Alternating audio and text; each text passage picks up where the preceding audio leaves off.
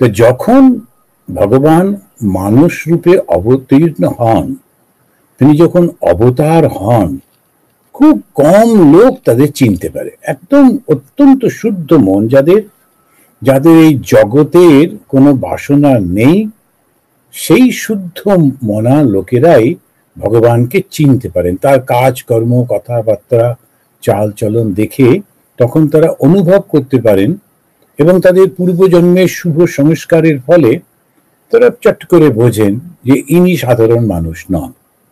এক। দুই, যে অসাধারণ যে মানুষটি, যার জগতের প্রতি কোনো আকর্ষণ নেই, তার কাছে যাবার জন্য যে মানসিকতা, সেটাও তো ওরকমই হতে হবে। ইংলিশে বলে না, a man is known by his company. তো যারা ওই টাকা পয়সা ভালোবাসে, দেহ সুখ ভালোবাসে, তারা ঠিক ওই লোকগুলোর কাছেই যাবে। তাদের এই গ্রুপ যেটা হবে, দলবল যেটা করবে, ওই ধরনের লোকই হবে।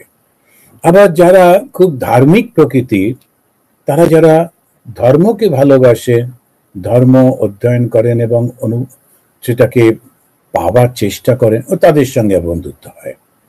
তো সেই জন্যে মানুষকে চিনতে গেলে তার সঙ্গীদের, সাথীদের দেখলে বুঝতে পারা যায়। যাদেরকে সে খুব ভালোবাসে, খুব তাদের সঙ্গে থাকতে চায়, তাদের কথাবার্তা ভাল লাগে, তার মানে ওর মানসিকতাটা ওই রকম।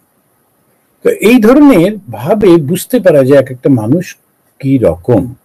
ভগবান শ্রীরামকৃষ্ণ যখন তিনি জন্মগ্রহণ করলেন, কটা লোক তাকে চিনেছিল ভগবান বলে? একজন দুজনকে শোনা যায়। চিনু একজন ছিলেন, চিনু, তিনি শাঁখা বিক্রি করতেন, ওই শাঁখা বানিয়ে শাঁখা বিক্রি করতেন, ওর নাম ছিল চিনু শাঁখারি।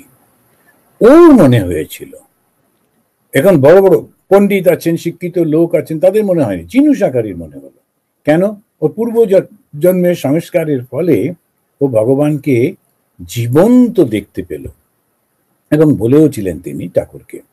এখন এইরকম ভাবে আমরা দেখি বিভিন্ন মানুষ, তারা কেন চিনতে পারছেন।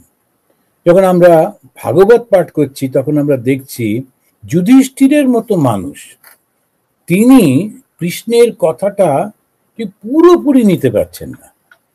এই যুদ্ধের পরে এত লোককে আমি মেরেছি, আমার খুব অন্যায় হয়েছে, আমার এখন পাপ স্খলন করা দরকার, এই শুধু একটু খাবার জন্য, একটু রাজত্বের জন্য এত লক্ষ লোক মেরে ফেললাম, ইত্যাদি। কৃষ্ণ যখন স্বয়ং বলছেন ধর্মের জন্য এটি প্রয়োজন, তো মনে হচ্ছে না।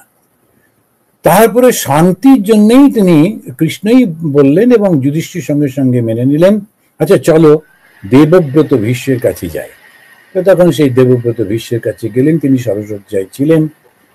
তার কাছে যাবার পর যুধিষ্ঠির শুনছেন যে তুমি স্বয়ং ভগবানের সঙ্গে এতদিন কাটাচ্ছ, কিন্তু তোমরা বুঝতে পারলে না। কখনো তাকে ভাই, কখনো বন্ধু, কখনো তোমরা তাকে অ্যাডভাইসার করছো, কখনো তোমাদের দূত হিসেবে অন্যদের কাছে পাঠাচ্ছ, কত রকম কত কি করলে, কিন্তু বুঝতে পারলে না যে উনি ভগবান। ভীষণ কঠিন। এমনকি শ্রী শ্রী মা শারদামণি দেবীর জীবনেতে দেখা যায়, তার ভাইরা, ওরা খুব খুশি যে কলকাতা থেকে লোকেরা, তারা ফল মিষ্টি কাপড় টাকা পয়সা নিয়ে গিয়ে তাদের দিদি শারদাকে সব দিচ্ছে। ওরা বলছে কলকাতার লোকগুলো কি বোকা, আমাদের দিদিকেই দেবী মনে করছে, যাকে যাক, তাতে আর কি হলো, বেশ তো ফলটা মূলটা আসছে, ভালোই হয়েছে। কিন্তু গিরিশ ঘোষ গিয়ে ওর ভাইকে বলছেন, ওরে মূর্খ, ওই যে বসে আছেন বারান্দায় দিদি দিদি বলছিস, উনি হচ্ছেন দুর্গা, ওর হাতেই সেই মহাশক্তি, ওর হাতেই মুক্তির চাবিকাঠি, যা যা যা শিগগির গিয়ে পাটা চেপে ধর, গল, আমাকে মুক্তি দাও। ও বলছে কে? দিদি? তোমরা ওকে মনে করো, তো আমাদের দিদি, আমরা চিনি না, ছোটবেলা থেকে একসঙ্গেই তো বড় হলাম। তো যাকে জোর করে যখন গিরিশ ঘোষ বলছেন, তখন গিয়ে পাশে গিয়ে পায়ে হাত দিয়েছে। তখন সঙ্গে সঙ্গে মহামায়া, তিনি বলেন, ও কি রে, তুই কি করছিস তুই? তখন বলছে, আমি, তুমি নাকি দেবী। বলছে, আরে তুই যেমন, তোর ওসব ভাবতে হবে না। ও সঙ্গে সঙ্গে ভুলে গেল। আমি তো তাই বলি যে তুমি আমাদের দিদি, তুমি আবার দেবী কবে থেকে হলে? মা হাসছেন। এখন এই যে ভাবটা ভীষণ কঠিন। ভগবান যখন মানুষ রূপে লীলা করেন, তখন খুব কম লোক সেটা বুঝতে পারে। ভগবান শ্রীরামকৃষ্ণের কাছে কতজনই তো আসতো, এমনকি যে ক্লাসিক্যাল উদাহরণ হিসেবে বলা যেতে পারে, মাস্টার মহাশয় যিনি ঠাকুরের কথাগুলো সব লিখে রেখেছেন, যে সেই মহেন্দ্রনাথ গুপ্ত, তিনি তখনকার দিনে MA পাস এবং তিনি স্কুলের একজন হেডমাস্টার ছিলেন। তিনি তার কোনো ব্যক্তিগত কারণে অসুখী ছিলেন এবং কি মানে কি করি না করি এরকম ভাবছিলেন। তখন তার এক আত্মীয় তাকে সঙ্গে করে নিয়ে দক্ষিণেশ্বরে বেড়াতে গেলেন। সিধু বলে তার নাম। সেই সিধু গেল, সে নিয়ে ঠাকুরের কাছে নিয়ে গেল ওই প্রথমবারই। আর কিন্তু সিধু ভগবান শ্রীরামকৃষ্ণের কাছে গেল না। অথচ এই মাস্টার মহাশয় তিনি একেবারে ও দেখেই তিনি ভাবছেন, আহা এটা কি অসাধারণ। দেখে মনে হচ্ছে যেন সুখদেব, সব থেকে পবিত্র যিনি, তিনি বসে বসে তিনি সব কথা বলছেন, ভাগবত কথা বলছেন। এই ভাগবত কথা মনে পড়লো, বলছেন ভগবানের কথা আর সবাই শুনছে। গঙ্গার পাড়ে মাস্টারমশাইয়ের মন ভরে গেল, আর সেই মাস্টারমশাইয়ের জীবন পাল্টে গেল। মাস্টারমশাই অমর হয়ে গেলেন। ওই রকম মাস্টার কত ছিল, হাজারে হাজারে লক্ষ লক্ষ ছিল, আছে, পরেও হবে। কিন্তু এই আমাদের মাস্টারমশাই মহেন্দ্রনাথ গুপ্ত, তিনি কিন্তু শ্রীরামকৃষ্ণের সংস্পর্শে এসে তাকে একটু চিনতে পেরে তিনি অমর হয়ে গেলেন। কেন? তাকে আর লোক কেউ ভুলবে না, ওই ভগবানের কৃপাতে। তো ওই সাধু শুধু হলে হলো না, অবতারের কাছে যাব, ভালো মানুষের কাছে গেলে হলো না, আমি তৈরি কিনা সেটাও দেখতে হবে। যদি আমি তৈরি না হই, তাহলে ওই ভগবানের কাছে বা মহা সাধু পুরুষের কাছে গিয়েও তো লাভ নেই। ধর্ম মানে একটা অনুভূতি। কিসের অনুভূতি? ভালোবাসার অনুভূতি। ধর্ম মানে হচ্ছে একটা অনুভূতি। কিসের অনুভূতি? নিঃস্বার্থপরতার অনুভূতি। ধর্ম মানে একটা অনুভূতি। কিসের অনুভূতি? অভয়ের অনুভূতি। কোনো ভয় নেই। কেন? আমি তখন জানি যে এই যে শরীরটা, এটা একটা কাপড়ের মতো, জামার মতো। আমি যেমন বস্ত্র ধারণ করি, তো কাপড়টা পরলাম, জামা কাপড় পরলাম, বাইরে গেলাম, ফিরে এসে ওটা নোংরা হয়ে গেছে, ওটা ফেলে দিয়ে আর একটা নিলাম। এই শরীরটাও তাই, কখনো পুরুষ শরীরে, কখনো নারী শরীরে, কখনো অমুক, কখনো তমুক। ওইটাই হচ্ছে আসল। যেই জানতে পারলাম যে আমি তো ঠিকই আছি, শুধু শরীরটা বদলে যাচ্ছে, তখন আর কোনো ভয় থাকবে না। সেই অভয়ম, এই জিনিসটিতে তখন তিনি শেখাচ্ছেন। কিন্তু ওটা করতে গেলে কি করতে হবে? তপস্যা করতে হবে। তা তপস্যার প্রথম লক্ষ্যটা কি হবে? সত্যগুণটাকে বৃদ্ধি করতে হবে। এই কথাগুলো ঠিক ঠিক ভাবে মনে থাকলে তখন দেখব আমরা কত সময় দিই, কত প্রার্থনা করি, জপ করি। লক্ষ্যটা যদি বুঝে ফেলি আসলে লক্ষ্যটা কি, তখন নিজেকেই আমি বুঝতে পারবো যে বাহ, আমি বেশ এগোচ্ছি। সত্য মানে সত্য ভালো। সত্য মানে অন্যের দুঃখ দেখলে ভেতরে ভেতরে কষ্ট হচ্ছে, অন্যরা এরকম কিছু শুনলে খারাপ লাগছে। স্বামী বিবেকানন্দ তিনি খুব একেবারে বক্তৃতা করতেন বেদান্তের উপরে। তো সেইগুলো তখন ওনার শিষ্যরা সব শুনছে, বেলুর মঠেরই ঘটনা। সেই সময় গিরিশ ঘোষ যাচ্ছিলেন গঙ্গায় স্নান করতে। তখন একটু মজা করে স্বামীজি বললেন, স্বামীজি গিরিশ ঘোষের থেকে ছোট ছিলেন, কিন্তু উনি ওকে জিসি বলে ডাকতেন, তো গিরিশচন্দ্র ঘোষ। তো ওরকম ভাবে তাকে বললেন, তুমি এই সমস্ত খালি নাটক টাটক করে জীবন কাটালে, একটু বেদান্ত তো অধ্যয়ন করলে না গিরিশ? গিরিশ তো ভীষণ ভালো রাইটার এবং তার ভাষার উপরে খুব দখল। সঙ্গে সঙ্গে উনি বলছেন, আচ্ছা নরেন, তোমার বেদান্ত কি বিধবা চোখের জল মোছাতে পারে? অনাথ শিশুর মুখে অন্ন জোগাতে পারে?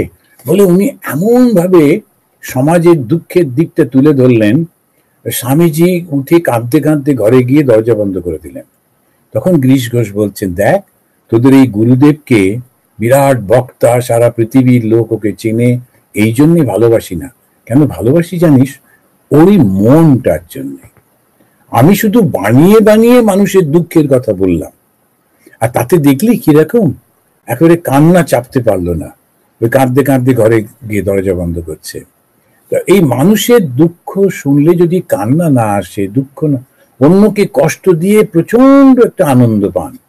কেউ কেউ বাড়িতে নতুন বিয়ে হয়ে এসছে, তখন তাকে অত্যাচার করছেন, তার বাবার থেকে দুটো পয়সা নিয়ে। তুমি যদি এতটাই ভিখারি, তাহলে বাপু বিয়ে করার কি দরকার?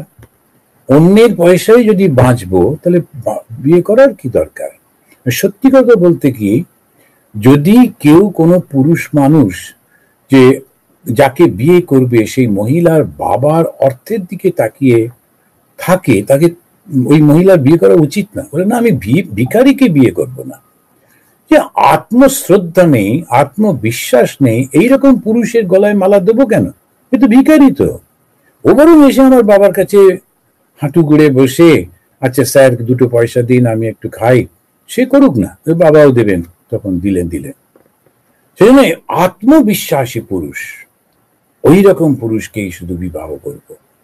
কিন্তু তা না করে ওই গুনগুন করতে করতে গিয়ে তারপরে মারধর, তারপরে আত্মহত্যা, এসব করে মরে। তার কারণটা কি? কারণটা হচ্ছে কিছুতেই ওভারকাম করতে পারি না যে এই মানুষগুলো তো ভালো মানুষ না, সুতরাং এর সঙ্গে আমার কোনো সম্পর্ক নেই। সারা জীবন যদি বিয়ে নাই বা করলাম, না করলাম, কি আর এমন হলো? বিয়ে করতেই হবে এটা কে গলা টিপে ধরে বলছে? করব না। কিন্তু যদি করি, বিশেষ করে মেয়েদের দৃষ্টি থেকে, সেই মানুষটাকে করব যার মধ্যে পৌরুষ রয়েছে, যে কখনো মাথা নিচু করে না, যে কখনো অন্যের কাছে হাত পাতে না, যে নিজের উপরে বিশ্বাস নিয়ে নিজের পায়ে দাঁড়ায়। ওইটা ঠিক আছে। এই জিনিসটাই হচ্ছে ধর্ম। ধর্ম মানে ওই কোন খুব করে তুলসী পাতা বা বেল পাতা বা এই লাগাচ্ছি, ওগুলো তো বাইরে, ধর্ম তো ভেতরে। প্রচন্ড আত্মবিশ্বাস দেয়, প্রচন্ড শক্তি দেয়। তো সেটা উনি বলতে গিয়ে বলছেন যে তোমাকে সাত্ত্বিক গুণটাকে বৃদ্ধি করতে হবে। ওই সাত্ত্বিক গুণের বৃদ্ধি হচ্ছে কি করে বুঝবো? মনের প্রতি, ঈশ্বরের প্রতি, যে কোনো ভালো জিনিস যেটা হচ্ছে, দেখছি, শুনছি, তার প্রতি মনটা খুব আকর্ষিত হবে। তখন বুঝতে হবে সত্যগুণের বৃদ্ধি হয়েছে। প্রথম হচ্ছে ধর্মের প্রথম জিনিসটা হচ্ছে শাস্ত্র পড়তে হবে। শাস্ত্র না পড়লে তোমার ভেতরে সেই ভাবনাটাই তো আসবে না, চিন্তাটাই তো আসবে না, বিচারটাই তো আসবে না, বুদ্ধিটাই তো আসবে না। আর যদি পড়তে না পারে, শুনতে হবে। শোনার পর সেই বুদ্ধিটা যাতে হয়, সেটা দেখতে হবে। পড়তে পারি না বলে ঈশ্বরলাভ হলো না, তা তো নয়। লাটু মহারাজ পড়তে পারতেন না, যে ঠাকুরের যে শিষ্য ছিলেন, তাতে কি হলো? উনি শুনেছেন প্রচুর। অন্যরা যখন পাঠ করতো বসে বসে শুনতেন, শুনে শুনে অনুভব করতে পারতেন। ঈশ্বর দ্রষ্টা পুরুষ, যারা ঈশ্বর দ্রষ্টা ব্যক্তি, তারা যে কথাগুলো বলছেন ওইটা পড়তে হয়, ওদের কাছে যেতে হয়। এরকম মানুষ আমি পাবো কোথায়? কিন্তু খুব সুন্দর সুন্দর বইগুলো রয়েছে, যেমন শ্রী শ্রী মায়ের কথা, ভগবান শ্রীরামকৃষ্ণদেবের কথা, যেটা কথামৃত, স্বামী বিবেকানন্দের বাণী, স্বামী ব্রহ্মানন্দের উপদেশ, স্বামী শিবানন্দজির উপদেশ, স্বামী তুরীয়ানন্দজির পত্রাবলী, অসাধারণ বই। রামকৃষ্ণ মিশনের সব থেকে বড় কন্ট্রিবিউশন হচ্ছে যে এই এত আমাদের লিটারেচার রয়েছে, এত এত সুন্দর সুন্দর সমস্ত, এইটা পড়লেই এই জীবনটা একদম সুন্দর হয়ে যাবে। যারা সত্যিকারের এই আধ্যাত্মিক উন্নতি করতে চান, তারা যদি এই বইগুলো নেন এবং পড়েন, তখন কি হবে? আগমনে শাস্ত্র বাক্য, এই শাস্ত্র বাক্যটা যেই করলাম, তখন মনটা ওই চিন্তার উপরে থাকবে। আর একটা হচ্ছে দেশ। এই দেশটা কি? শুদ্ধ ভালো জায়গায় থাকতে হয়। এখন বাজারের মধ্যে, হইচইয়ের মধ্যে, স্টেশনের মধ্যে কখনো কি ধ্যান করা যায়? সেই জন্যে ওই আশ্রমগুলোতে গেলে, 2 দিন 3টে দিন আশ্রমে গেলাম, থাকলাম, খুব একেবারে, আর তখন আর খবরে কাগজে পড়বো না, কোনো রাজনৈতিক আলোচনা তো নয়, কোনো অর্থনৈতিক আলোচনা নয়, খুব ভালো ভালো বই পড়া, আর ওখানেতে গিয়ে সুন্দর করে বসে, আর ধ্যান করতে না পারি, ঠাকুরের মূর্তির দিকে চুপ করে তাকিয়ে থাকলাম। অন্য লোকেরা আসছে, প্রণাম করছে, দেখছি। এই বেলুড় মঠে আমি দেখেছি অনেক লোককে চুপ করে বসে থাকেন, পাশ দিয়ে গঙ্গা বয়ে যাচ্ছে, তারপরে খুব সুন্দর সাধুরা যাচ্ছেন, তারপরে ভক্তরা আসছে, প্রণাম করছে, ঠাকুরের দিকে তাকিয়ে আছি। এই ভাবটা ধীরে ধীরে, সেজন্য বলছেন দেশ, দেশটা, জায়গাটা যদি এরকম ভালো হয়, তাহলে মনটাও ভালো হয়। আমরা চাইছিটা কি, উদ্দেশ্যটা কি? সত্যগুণ বৃদ্ধি কর। তো সত্যগুণ বৃদ্ধি কি করে করব? প্রথম হচ্ছে সৎ উপদেশগুলো পাঠ করা, যারা ওই জীবনটা যাপন করেছেন তাদের কথা শোনা। যারা ওই জীবন যাপন করেননি তাদের কথা শুনতে যাব কেন? যতই ভালো ভালো কথা বলুক, ও নিজে তো জীবনে পালন করেননি। তো তিনি তো ওই সমস্ত কিছুই করছেন জগতে, যা যা তার সঙ্গে আচ্ছা একটু বক্তা, ভালো বক্তা, সুন্দর করে বলতে পারেন, ভাষাটা জানা আছে, কিন্তু ওর কথা নেবো কেন? ওর কথা শুনবো কেন? উনি নিজে জীবনে যেটা করেননি সেটা আমাদের করতে বলছেন, সেটা তো সুবিধা হবে না। ওইটাই হচ্ছে যে যদি কর্মফলটা ভালো না হয়, ও কিছুতেই ভালো লোকের কাছে যেতে পারে না। প্রচুর টাকা আছে, ও দেবে টাকাটা, কিন্তু অসৎ কাজে ব্যয় করবে। গুন্ডারা এসে দাঁড়ালো, তখন এক গাদা টাকা দিয়ে দিল। কিন্তু একটা ভালো মানুষ বললেন যে আমি একটা কিছু অনাথ শিশুকে কাপড় কিনে দেবো, একটু ডোনেশন দেবে, না না আমার কি দরকার, তুমি যাও, ভাব দেবে না। কেননা ভগবান ওর থেকে সেবা নিতে চান না। যদি নেন তাহলে তোর পুণ্য হয়ে যাবে।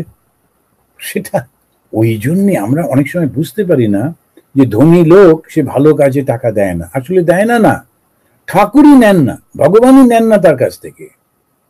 আবার যারা খুবই সামান্য, হয়তো $10 আছে, তো তার মধ্যে থেকে আবার একটা টাকা দিয়ে গেল। তো এইরকম ভালো মানুষের ঠাকুর মাস্টারমশাইকে বলছেন, আচ্ছা তুমি আমাকে একটা ওই তেলে ধুতি কিনে দেবে, যেটা পরে তেল মাখবো, স্নান করব, একটু মানে গামছার থেকে একটু বড়। তো ওই রকম। তা মাস্টারমশাই, তখনকার দিনে মাস্টারদের অত মাইনে তো থাকতো না শিক্ষকদের, উনি বলে আচ্ছা। এমনিতেই ওনার বড় সংসার চালাতে কষ্ট, ঠাকুর, ঠাকুর ভগবান স্বয়ং, তিনি ওকে বলছেন। অথচ বড় লোকেরা 10,000 টাকা নিয়ে একজন এসেছিলেন ব্যবসাদার, ঠাকুর তার থেকে একটা পয়সা নিলেন না। আর এই মাস্টারমশাইকে উনি নিজে থেকে বলছেন, তুমি কি আমাকে একটা দেবে? তো মাস্টারমশাই বললো আচ্ছা। তখন বললেন পারলে দুটো এনো। এখন এই যে জিনিসগুলো আমরা দেখি, তখন কেন না ওর থেকে নিয়ে ওকে কৃপা করছেন, না হলে কি চলতো না? খুবই চলতো। তো ওই জন্য বলছেন যে দেশ যেটা ভালো, কাল, সময়, প্রজা, এই সমস্ত গুলোর পরে আর সময়টা খুব সুন্দর করে একটা সময় অবশ্যই ঈশ্বরের নাম করতে হয়, এটা ঠিক করে নিতে হয়, নিয়ে করতে হয়। কর্ম, কর্ম মানে ওই নিষ্কাম কর্ম যেটা, সেটা খুব ভালো করে করতে হয়। তো যারা ভক্ত কি হবে বলে যে লিস্টটা ভগবান দিয়েছেন, তার মধ্যে ওই কর্মগুলো রয়েছে। তো কর্মটা কি? মাঝে মাঝে আশ্রমে গিয়ে একটু সাহায্য করে দিতে হয়। কিরকম সাহায্য?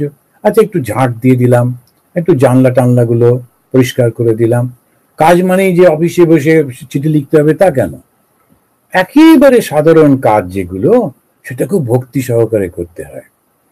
এই যদি ঠাকুর আসেন, এই বারান্দায় হাত দিয়ে দাঁড়াবেন, ধুলো পড়েছে, একটু পরিষ্কার করে দিই মহারাজ, আমি একটু করে দিই।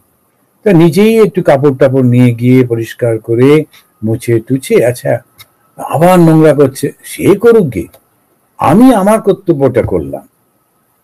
এইটা যখন আমরা করছি, নিঃস্বার্থ কর্ম করছি, সব সময় যে সবাইকে অনাথ শিশুদের বারণ করতে হবে, আমরা পারি না, যদি অত সামর্থ্য না থাকে কোনো প্রয়োজন নেই, ওদের জন্য প্রার্থনা করছি।